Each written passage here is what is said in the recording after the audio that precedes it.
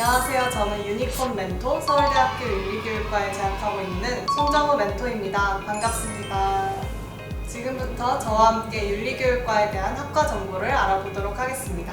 유니콘 멘토 멘토링이 앞으로 여러분의 진학을 결정하는 데 많은 도움이 되길 희망하겠습니다. 감사합니다. 저는 서울대학교 윤리교육과에 재학을 하고 있는데 서울대학교는 이제 국립대학교 중에 하나의 학교이고요. 윤리교육과는 이제 조금 생소한 경우도 많을 것 같아요. 왜냐하면 학교별로 모든 학교에 다 있는 과는 아니기 때문에. 그래서 조금 소개를 드리자면 윤리교육과는 이제 윤리를 어떻게 교육할 것인가를 배우는 학과예요. 그래서 사범대학에 속해 있고요.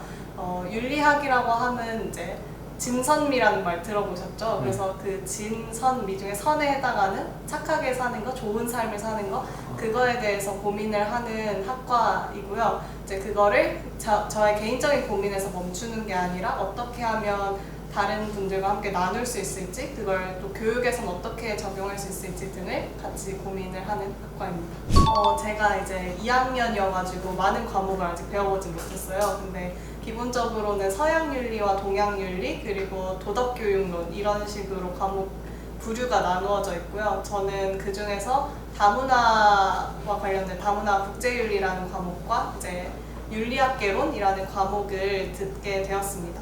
저는 이제 많이 들어보진 않았지만 이번 학기에 들었던 사회윤리라는 과목을 되게 좋아했는데, 그거는 이제 윤리에서도 규범적인 윤리가 있고 그걸 사회에 적용했을 때 있는 응용윤리가 있잖아요. 그래서 사회윤리는 사회에 적용한 응용윤리에 대해서 각 주제별로 이렇게 생각을 해보는 그런 수업이었어요. 그래서 뭐 인공지능이든 장애든 여러 가지 주제에 대해서 생각하다 보니까 재미있었던 것 같아요. 네, 그 대학교 4학년이 되면은 보통 4학년 1학기에 사범대학 부설학교나 아니면 희망하는 모교로도 가기도 하는데 이렇게 교생 실습을 나갑니다. 선배들의 이제 진로 그런 걸 보면은 보통 반 정도는 임용고시를 보고 이제 선생님이 되시고 또 반 정도는 다른 진로로 사회로 가시더라고요. 아무래도 윤리학이라는 게 사회와 되게 밀접한 학문이잖아요. 우리가 살아가는 이야기이고 그렇다 보니까 계속해서 앞으로 필요한 학문이라고 생각해요. 그래서 윤리 교육이라고 했을 때는 1차적으로는 윤리 선생님이 될 수도 있겠고 중등 교육 과정에서,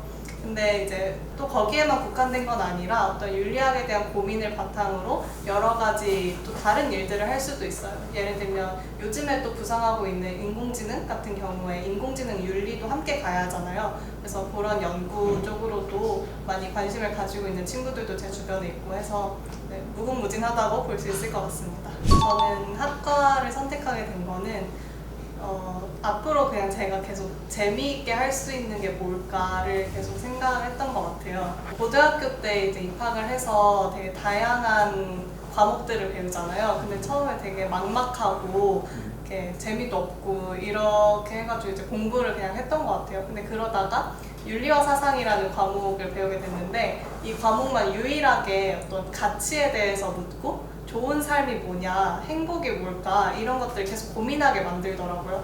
그래서 그런 것들이 되게 재미있게 느껴져가지고 윤리를 한번 공부를 해보자. 그래서 윤리를 계속 공부하고 싶어서 동아리를 친구 한 명과 같이 만들었어요. 그 동아리 이름이 작은 철학자라는 동아리였고 거기서 계속 이제 책도 같이 읽고 토론도 하다가 계속해서 질문들이 생기고 그 질문을 계속 알아가고 탐구하는 게 너무 재밌어가지고 윤리 쪽으로 진학을 해야겠다 이렇게 생각을 했어요. 그래서 윤리 관련한 학과가 철학과랑 윤리교육과가 있잖아요. 네, 철학과도 고민을 하다가 결국엔 조금 더 윤리에 집중이 되어 있고 그리고 이걸 다른 사람과 또 공유할 수 있는 윤리교육과가 좋다고 생각을 해서 윤리교육과에 진학을 하게 되었습니다. 처음부터 서울대를 생각한 것도 아니었고 내신 등급도 높은 편이 아니었기 때문에 서울대를 생각하게 된 건 고3 때 정말 생각하게 되어가지고 도전하자는 생각으로 해봤던 것 같아요.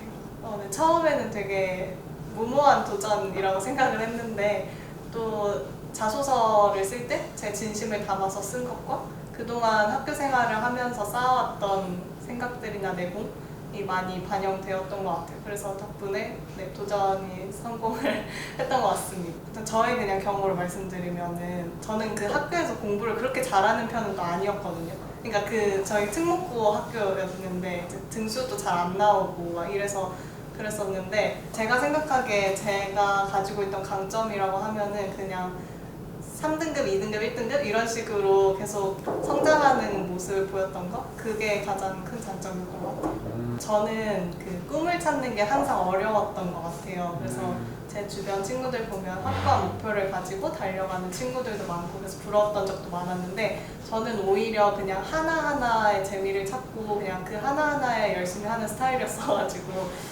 특별한 목표는 없었지만 그냥 초등학교 때부터 그냥 중학교, 고등학교까지 그냥 제가 재미를 찾는 부분을 열심히 했던 것 같아요. 그리고 가끔은 또 재미없는 부분도 있지만 좀 그것도 열심히 하려고 했던 이유는 그래야 나중에 뭔가 꿈이 생겼을 때 좀 더 선택의 기회가 많아지지 않을까 하는 막연한 기대가 있었던 것 같기도 합니다. 제가 생각하는 공부는 그러니까 초등학교, 중학교 때까지만 해도 되게 외우고 문제 풀고 이런 거였어요. 근데 고등학교에 들어간 후에 선생님께서 이제 책을 되게 많이 강조를 하셨거든요. 그래서 책을 읽다 보니까 그냥 그 어떤 질문이 생기고 그 질문에 대한 거를 답을 찾아가는 과정에서 여러 교과목들이 막 엮이더라고요. 여기서는 이걸 대답해주고 뭐 수학에서는 이런 거에 대해서 대답해주고, 그래서 그런 걸 하면서 공부라는 게 이런 거구나를 처음 알게 됐어요. 그래서 그냥 조금 더 구체적으로 말씀드리자면 제가 대학교 자기소개서에 쓴 내용이기도 한데 1번 항목이 자신의 탐구 경험에 대해서 이야기하라고 하잖아요. 근데 거기서 저는 그 질문을 살인이 왜 나쁠까라는 질문으로 시작을 했어요. 왜냐면 제가 고등학교 때 입학한 후에 가장 충격을 받았던 것이 내가 알고 있는 지식이 정말 사실이 아닐 수도 있겠구나, 그냥 사회에서 당연하게 여겨지는 걸 내가 받아들인 걸 수도 있겠구나라는 생각이 들어서 그 질문으로 시작을 했는데, 살인이 보통 나쁘다고 생각을 하잖아요. 근데 왜 나쁘냐를 물으면 사실 할 말이 많이 없어져가지고 저는 그런 질문에서 충격을 받았던 경험이 있어서 그때 충격을 받은 이후로 이제 공부에 대한 생각도 바뀌게 되었다. 네, 저는 그 일반 전형으로 입학을 했는데, 일반 전형이라는 것은 학생부 종합 전형에 하나에 속해 있는 거예요. 그래서 생활기록부라고 이제 고등학교 3년 동안 어떻게 생활했는지를 쫙 적어놓은 그런 문서가 있어요. 그래서 그 문서와 그다음에 내신 성적 이걸 바탕으로 해가지고 자기소개서를 쓰고 이런 것들을 제출해서 심사를 받는 그런 입학 전형입니다. 저는 수시를 생각하고 있었기 때문에 그 수능 공부를 이제 어떻게 해야 될지 되게 막막했었어요. 그래서 이제 막 열심히 하지 않았던 부분도 살짝 있었긴 한데, 그 수능 전에 합격 발표가 나오는 학교가 하나 있었는데 그 발표가 떨어진 거예요. 그래서 그때 확 와닿더라고요. 내가 뭘 믿고 지금 이렇게 수능 공부를 나태하게 하고 있었지? 이게 확 와닿았어가지고 그 이후로 이제 계속 기출도 풀고 내가 믿을 구석이 그렇게 많이 있지 않구나 이런 거를 알아가지고 수능 공부를 그때부터 더 열심히 했던 것 같아요. 그래서 수능 이후에 대부분의 학교는 또 합격 발표가 나오기 때문에 수능까지는 엄청 불안할 거예요. 그래서 여러분의 어떤 불안함을 조금 완화하려면은 수능 공부도 열심히 해두는 것을 추천드립니다. 윤리교육과에 진학을 하려면 뭐 딱 이 정도 되어야 된다 이런 거는 사실 없기는 해요. 저도 수학이 막 5등급 나올 때도 있었고 이랬지만 점점 성장하는 모습을 보여주는 게 가장 중요한 것 같아요. 그래서 졸업할 때쯤에는 1, 2등급 정도를 맞는 것이 안정적이다라고 할 수 있을 것 같습니다. 저는 국어 공부는 책 읽기라고 생각해요. 이게 국어 지문을 읽고 독해하는 능력이 계속 읽는 연습을 하는 것밖에 없다고 생각을 하는데, 사실 수능 지문은 되게 짧잖아요. 그래서 그거를 계속 연습하기보다 고등학교 1, 2학년 때는 책을 많이 읽으면서, 특히 비문학 책을 많이 읽으면서 계속 연습을 하면 좋은 것 같습니다. 근데 고등학교 3학년 때는 비문학 공부를 이제 문제집으로 했었는데 문제집을 사서 아침에 항상 풀었던 것 같아요. 국어 시험이 아침에 있다 보니까 또 졸리면 안 되기 때문에 항상 일찍 일어나서 국어 공부 지문 세 지문씩 푸는 연습을 했던 것 같습니다. 국어를 잘 하려면 고등학교 1, 2학년 때는 비문학 책을 많이 읽어라. 그리고 고등학교 3학년 때는 기출문제와 문제집을 매일 아침 푸는 연습을 해라. 이렇게 말씀드릴 수 있을 것 같아요. 영어 공부는 기본적으로 단어라고 생각하거든요. 그래서 장기적으로는 단어를 매일 조금씩 외우는 게 가장 도움이 많이 될 거예요. 그리고 이제 단기적으로 고3이 되어서는 수능 완성이나 수능 특강 영어 지문을 위주로 공부를 하면 좋을 것 같아요. 그래서 저는 이제 한 지문을 적어도 3번 읽으면서 분석을 하고 모르는 단어를 다 외워두려고 했습니다. 어쨌든 그냥 일상 영어나 아니면 글쓰기 영어 같은 거를 계속 연습을 하면 어쨌든 도움이 될 수밖에 없다고 생각을 해요. 그래서 학교에 또 영어 경진대회나 말하기 대회 이런 것들이 또 있을 거예요. 그래서 그런 거를 같이 친구들이랑 같이 준비를 하면서 서로 피드백도 해주고 자신 있게 말하는 연습, 발음 연습도 해보면 좀 더 재미있게 영어를 공부할 수 있지 않을까 생각합니다. 수학은 저도 너무 힘들었어요. 수학은 그래서 진짜 재미를 못 느꼈던 과목이거든요, 저는. 그렇지만 이제 해야 되니까 했던 과목 중에 하나였는데 그래서 더욱 전략이 필요했던 것 같아요. 그래서 저는 크게 2가지 정도의 팁을 말씀드리고 싶은데 하나는 꾸준히 하라는 거예요. 저는 수학을 싫어했기 때문에 제가 수학하는 시간을 딱히 정해놓지 않으니까 자꾸 그 과목을 안 하게 되더라고요. 그렇다 보니까 계속 피하게 되고 그래서 고3 때는 아예 방과후 시간을 몇 시부터 몇 시 딱 정해놓고 그 시간에 무슨 일이 있어도 수학 공부만 한다 이렇게 정해놨던 것 같아요. 그랬더니 이제 공부량이 조금씩 늘었던 것 같습니다. 그리고 2번째 팁은 쉬운 문제 말고 어려운 문제를 풀어라 이건데요. 30분에 30문제를 푸는 것보다 30분에 한 문제를 붙들고 있는 게 훨씬 실력 향상에 도움이 많이 되더라고요. 특히 수학은 이렇게 잘 풀리는 맛이 있잖아요. 그래서 그 맛을 위해서 쉬운 문제를 골라서 쭉 푸는 그런 경우도 있는데 그거는 실력 향상에 도움이 많이 되지 않고요. 오히려 내가 진짜 머리를 싸매고 이것저것 물어보면서 막 풀어야 되는 그런 문제 있잖아요. 그런 문제 1-2개를 제대로 풀고 방법을 익혀두는 것이 훨씬 도움이 많이 됩니다. 수학을 많이 좋아하지 않는 분이라면 저처럼 이렇게 2가지 방법을 한번 잘 활용해 보세요. 그러면 조금씩 나아지게 될 거라고 생각합니다. 사회탐구는 일단 모든 분들이 말하시는 것처럼 개념이 가장 중요하고요. 그래서 개념을 제대로 잡아두면 인터넷 강의 이런 것도 많이 볼 필요가 없는 것 같아요. 그래서 저는 사회탐구 공부할 때 인터넷 강의는 딱 처음에 개념 잡을 때 한번 참고했던 것 같고 그 이후로는 계속 읽는 게 정말 중요해요. 그래서 계속 읽으면서 놓쳤던 디테일은 없는지 이런 걸 확인하는 게 중요합니다. 그래서 그렇게 개념을 잡은 이후에는 다른 문제집을 사실 많이 볼 필요 없이 기출을 계속 돌리는 게 가장 중요한 것 같아요. 기출에서 헷갈리는 선지를 표시해두고 그 헷갈리는 선지를 외워주는 거 그거를 추천드립니다. 제가 가장 힘들었던 과목은 수학이었는데요. 일단은 수학은 공감을 못 하겠더라고요. 숫자 이야기가 많다 보니까 저와 크게 관련 있는지 잘 모르겠고 이런 데서 흥미를 많이 못 느꼈던 것 같아요. 그래서 흥미를 많이 못 느끼다 보니까 자꾸 피하게 되고 공부량은 줄고 이러니까 못하게 되고 그래서 못하게 되니까 또다시 피하게 되고 이게 계속 악순환이 되었던 것 같아요.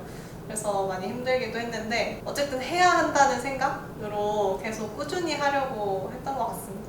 그렇다 보니까 처음에는 1학년 때는 수학이 5등급도 있고 막 3등급도 있고 이랬었는데 그래도 고등학교 3학년 돼서는 1, 2등급을 받을 수 있었던 것 같습니다.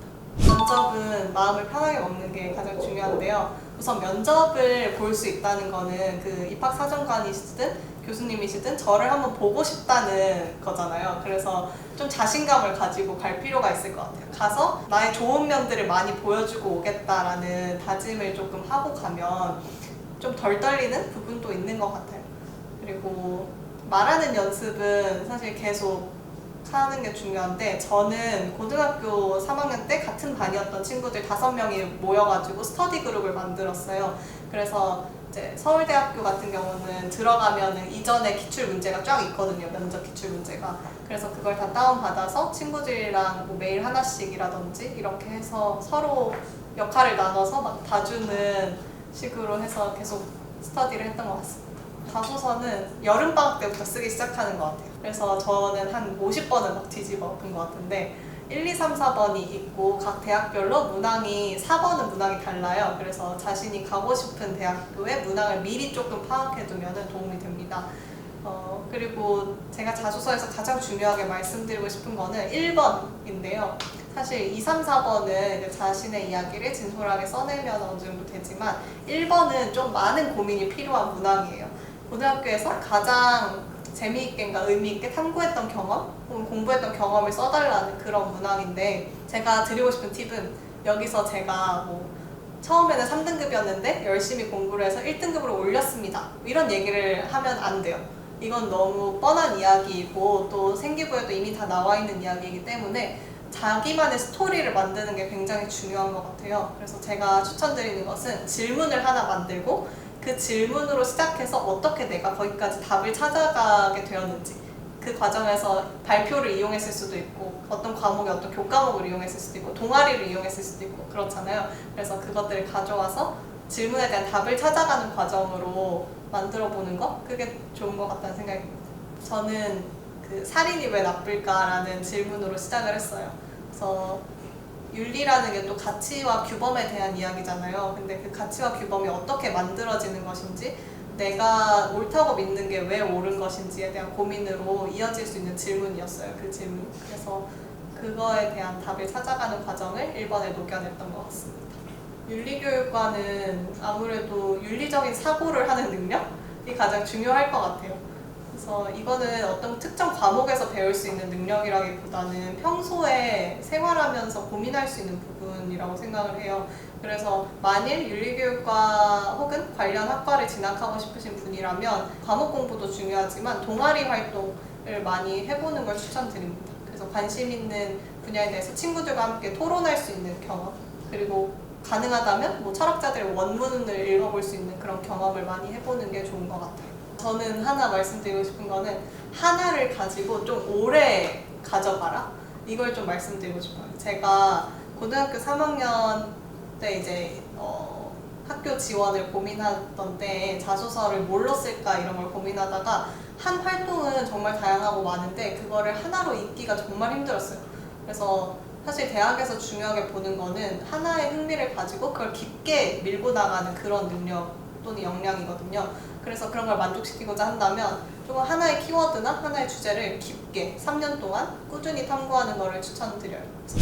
많은 고등학생 분들이 그럴 것 같지만 방학 때는 눈 뜨면 독서실, 독서실 갔다가 집, 잤다가 독서실, 이 반복인 것 같기는 해요. 그래서 뭐 어떤 분은 운동도 중간중간 하시면서 체력 관리도 하시던데 그것도 좋은 것 같고, 그래서 독서실에 가서 타임워치를 좀 쓰는 거를 권장드려요. 그래서 내가 순수 공부 시간이 몇 시간이었는지 제대로 파악하는 거.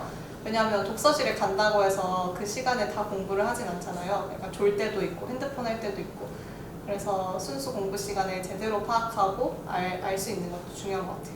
한번 독서실 갔을 때 일과를 말씀드려보자면 한 9시쯤에 독서실에 가서 점심을 먹기 전까지는 수학 공부를 했어요. 왜냐면 너무 졸려가지고 국어 공부를 하면 자꾸 잠이 오더라고요. 그래서 만약 잠이 안 오시는 분들이라면 국어 공부 먼저 하는 게 훨씬 좋은 것 같고, 하지만 저는 계속 손을 움직여야만 잠이 안 왔기 때문에 수학 공부를 항상 먼저 했습니다. 그리고 이제 점심을 1시간 정도 김밥 같은 걸 간단하게 먹고 와가지고는 영어 공부를 했어요. 점심시간쯤엔 영어를 보기 때문에 그 수능에서도.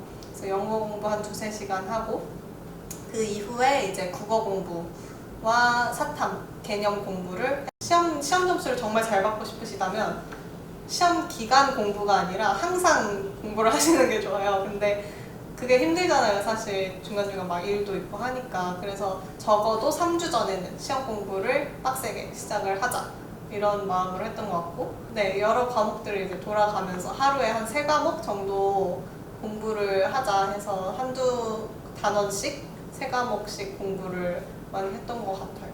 고3 때 이제 수능이 다가오기 전까지는 이제 과목별로 조금 준비를 했던 것 같은데, 일단 개념, 기출, 이 2가지가 가장 중요한 것 같아요. 개념은 인터넷 강의를 하나 정해서 그거를 제대로 익히는 거, 그리고 교과서 계속 읽으면서 빼먹은 부분 없는지 확인하는 거, 그게 가장 중요한 것 같고, 그다음에 수능이 다가왔을 때는 기출문제를 계속 돌려보는 걸 추천드려요. 그래서 선지가 사실 엄청 막 달라지지 않기 때문에 이런 식으로 선지가 나오는구나를 확인하고, 그거를 가능하다면 헷갈리는 선지는 외워주는 것도 좋은 것 같아요. 특히 사회탐구 과목 같은 경우에는. 네, 학업 슬럼프, 고등학교 3학년이 되기 전에 겨울방학 때 슬럼프가 왔었어요. 그때는 이제 같이 공부를 하던 친구랑 저랑 자꾸 비교를 하게 되고, 특히 제가 수학 과목이 약하다 보니까 저 친구는 수학을 잘하는데 나는 못하게 생각을 하고, 뭔가 IQ, 지능 이런 생각까지 하면서 이미 모든 게 정해져 있는 거 아닐까, 내가 노력한다고 뭐가 달라질까, 이런 생각에 무기력함을 많이 느꼈던 것 같은데, 그때는 그냥 어쨌든 해야 한다는 생각도 있기는 했고, 또 한편으로는 어쨌든 저 친구와 나는 다른 길을 가게 될 거다라는 생각을 많이 했던 것 같아요. 그래서 지금은 이렇게 좁은 공간에서 어떤 획일적인 목표를 가지고 가기 때문에 계속해서 비교를 하게 되지만 결국에는 나와 그 친구가 가게 될 길은 다르기 때문에 계속 비교할 필요는 없겠다는 생각을 하게 됐던 것 같습니다. 그러면서 조금씩 해결했던 것 같아요. 고등학교 다니시면서 고민이 많으시죠? 이런저런 고민이 정말 많을 것 같은데 사실 어떤 고민이냐에 따라서 또 어떻게 해야 되는지가 너무나도 다르기 때문에 제가 막 이렇게 고민을 해결하라 라고 말씀드릴 수는 없지만 그래도 이 또한 지나가리라 라는 생각이 많이 컸던 것 같아요. 도움이 됐던 것 같아요. 그래서 정말 힘든 순간이겠지만 또 지나가리라 하시면서 힘든 시기를 버텨내셨으면 좋겠습니다. 그때 저는 머리가 아파가지고 잠을 자고 있었는데 아침에 일어나 보니까 이제 합격 통보가 되었다고 친구들이 말을 해주더라고요. 예정된 날보다 하루 일찍 통보가 나온 거예요. 그래서 불이 나게 이제 컴퓨터에 달려가가지고 통보 확인을 했는데 이제 합격이라고 적혀 있었어요. 그리고 아래는 어드미티드라고 영어로도 함께 적혀 있었는데 설레는 생각이 가장 컸던 것 같아요. 설렘의 감정? 사실 고등학교 때 공부하면서 부족하다고 느꼈던 것들이 있잖아요. 더 공부하고 싶다고 느꼈던 거나 흥미를 느꼈던 것들을 이제 대학교, 내가 원하던 대학교에서 나보다 더 똑똑한 사람들과 함께 공부할 수 있다는 거에서 일단 설렘의 감정이 좀 컸던 것 같아요. 그리고 그럴 자격을 내가 얻었구나라는 거에 대한 뿌듯함도 있었던 것 같아요. 기회가 많아졌다? 이게 가장 큰 것 같아요. 저는 같은 저인데 서울대라는 거를 또 이제 서울대 다니고 있다는 이유만으로 받을 수 있는 기회가 사실은 큰 것 같아요. 그런 거에서 어떻게 보면 되게 책임감도 느껴야 되고 운에 대한 감사함도 느껴야 되겠지만 기본적으로는 그냥 학교 안에서 제공되는 프로그램들이 너무 많다는 것도 하나의 장점일 수 있겠고 지원금, 프로젝트나 연구에 대한 지원금이 굉장히 많고 어떻게 보면 제가 지금 여기 인터뷰를 하고 있는 것도 서울대 윤리교육과에 진학을 했기 때문인 거잖아요. 그래서 그렇게 기회가 많아진다는 게 가장 큰 장점인 것 같습니다. 처음에 불가능할 거라고 생각했고 막연한 도전이라고 생각했는데 그거를 이제 이뤄냈으니까 좀 더 자신감이 생긴 것 같아요. 내가 목표하는 거를 할 수 있겠다는 효능감? 할 수 있겠다는 생각? 그런 게 조금 커진 것 같습니다. 그래서 합격이 또 다른 성장의 기회가 되었다라고 생각합니다. 코로나 때문에 대학을 대면을 해서 다니지는 못하지만 저는 기숙사에 살고 있어요. 그래서 가끔가다 기숙사 친구들 만나서 맛있는 것도 먹고 막 치킨도 시켜 먹고 이러는 소소한 재미가 있는 것 같고 또 과방이라고 과 사람들이 모여있는 방이 있어요. 그래서 그 방에 놀러 가면은 항상 한두 명이 뭐 할 일을 하고 있어요. 그러면은 같이 할 일 하면서 맛있는 것도 시켜 먹고 이런 재미가 이제 소소하게 있는 것 같아요. 그리고 저는 대학 입학해서 가장 큰 즐거움을 찾고 있는 거는 동아리 활동인데요. 저는 장애인권 동아리를 하고 있는데 거기서 비슷한 고민을 가지고 있지만 또 다른 고민을 하는 사람들을 만나다 보니까 이야기 나누는 게 너무 재밌고 그냥 함께 보내는 시간이 너무 좋아요. 그래서 그 동아리에 정말 열의를 가지고 활동을 하고 있습니다. 장애인권 동아리에서는 크게 두 가지 맥락으로 활동을 하는데 하나는 학술 활동이에요. 그래서 장애학이라는 학문을 가지고 장애가 무엇인가 그리고 뭐 장애 관련된 여러 가지 이슈들을 탐구하는 그런 활동을 하고요. 그다음에 다른 하나는 베리어 프리라고 해서 실제로 실천적으로 우리 이 사회의 베리어, 장벽을 없애자 해서 그런 실천적인 활동들을 합니다. 최근에는 그 샤로스길이라고 서울대학교 주변 상권에 식당들이 많이 있어요. 근데 그 식당들이 앞에 턱이 있어가지고 휠체어는 진입을 못 하거든요. 그래서 그런 턱을 없애자라는 활동 목표를 가지고 경사로를 설치해드리고 있는 그런 사업도 기획하고 이제 하고 있습니다. 학교의 장점은 도서관이 너무 좋습니다.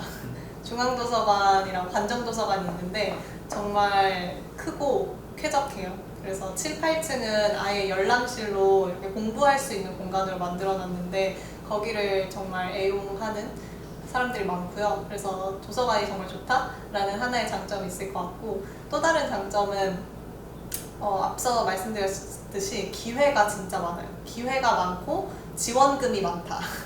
그래서 내가 연구를 하고 싶다 했을 때 신청해서 뭐 200만 원, 300만 원 지원 받으면서 연구를 할 수 있다라는 장점도 있고 뭐 창업을 또 하고 싶어 하시는 분이라면 서울대 창업지원센터가 있어요. 그래서 거기서 뭐 장소도 제공해주고 창업 비용도 제공해주고 이런 것들을 잘 활용하면 좋을 것 같습니다. 그래서 그런 두 가지 장점이 있을 것 같아요. 우선은 고등학교 공부와 대학교 공부 굉장히 다르잖아요. 특히 대학교는 내가 원하는 과목을 선택해서 그걸로 이제 수업을 듣고 하는 그런 식으로 진행이 되는데, 그런 걸 하다 보니까 처음에는 되게 집중도 잘 안 되고 어떻게 공부해야 될지 모르겠고 이랬던 것 같아요. 그리고 시간표 짜는 것도 힘들었고, 또 이게 졸업을 하려면은 어떻게 시간표 짜는 방법들이 다 있는데 그런 것들이 잘 모르다 보니까 머리가 복잡했던 것 같습니다. 약간 선배 도움을 많이 받았던 것 같아요. 네, 선배 도움 많이 받아서 어떻게 공부하면 될지 또 조언도 많이 듣고, 시간표도 어떻게 짜면 좋을까요? 많이 물어봤던 것 같아요.